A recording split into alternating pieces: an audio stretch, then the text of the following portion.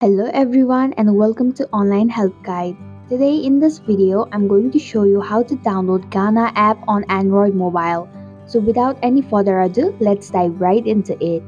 To download Gaana app, first open the Play Store on your device.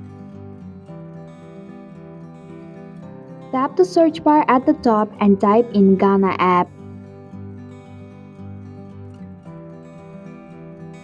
Tap Gaana app when it appears in the search result. Now tap on the install button. This process may take a few minutes.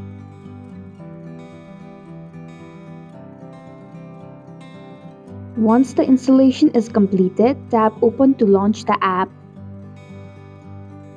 And that's it. Thank you for watching the online help guide. I hope this video was helpful. If it was, please hit the like button and comment if you have any questions or feedback.